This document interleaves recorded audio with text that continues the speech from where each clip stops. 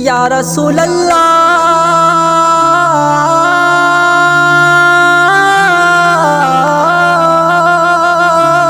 या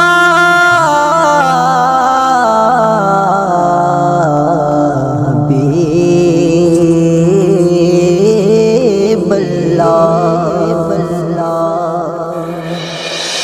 सोना साई मोहजिला हो जे तोखे पारत, सोना साई मोहजिला हो जे तोखे पारत। सिवा तो जे मूं वटे, सिवा तो जे मूं वटे, सिवा तो जे मूं वटे, सिवा तो जे मूं वटे। न कभी धरावत, न कभी धरावत। सोना साई मोहजिला हो जे तोखे पारत, सोना साई मोहजिला हो जे तोखे पारत। ओ ॾाढा ॾोह मूं मझे, ॾाढा ॾोह मूं मझे, ॾाढा ॾोह मूं मझे, ॾाढा ॾोह मूं मझे। हाय ॾाढा ॾोह मूं मझे, ॾाढा ॾोह मूं मझे, ॾाढा ॾोह मूं मझे, ॾाढा ॾोह मूं मझे। नाहे नेक अमल कोई, नाहे नेक अमल कोई, नई नेक इबादत, नई नेक इबादत।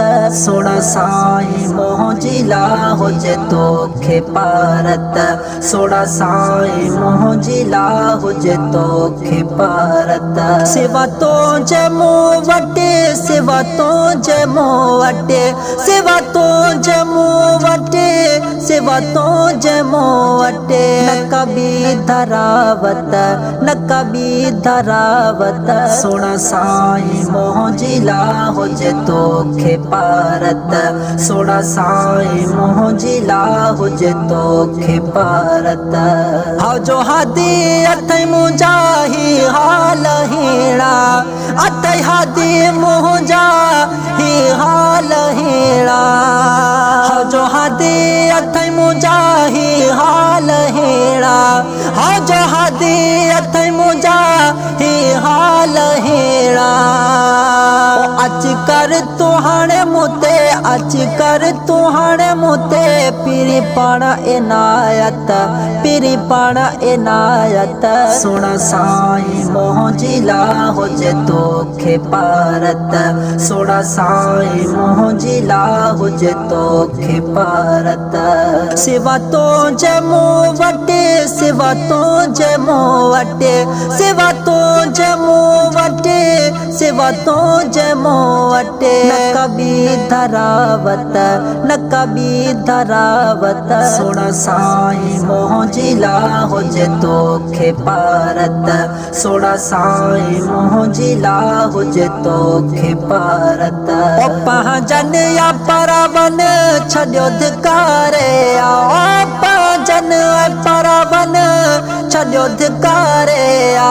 ओ पहजन या परवन छॾियो धिकारे आ, ओ पहजन परवन छॾियो धिकारे आ। ओ पंहिंजे सीने सां तू लाइज, पंहिंजे सीने सां तू लाइज। ओ मिली वेंदी राहत, मिली वेंदी राहत। सोना साई मोहजिला हो जे तोखे पारत, सोना साई मोहजिला हो जे तोखे पारत। सिवा तो जे मूं वटे, सिवा तो जे मूं वटे, सिवा तो जे मूं वटे, सिवा तो जे मूं वटे। न कभी धरावत, न कभी धरावत।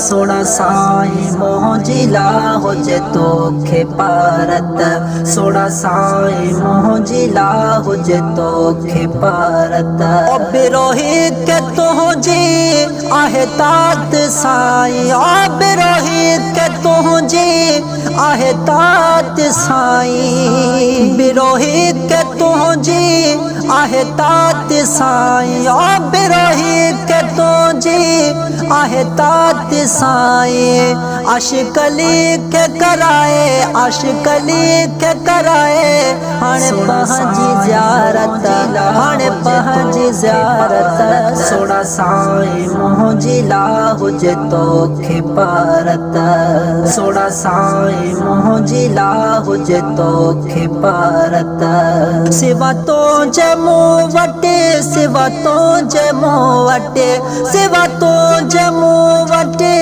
सिवा तुंहिंजे मूं वटि न कबी धरावत न कबी धरावत या रसूल अल्लाह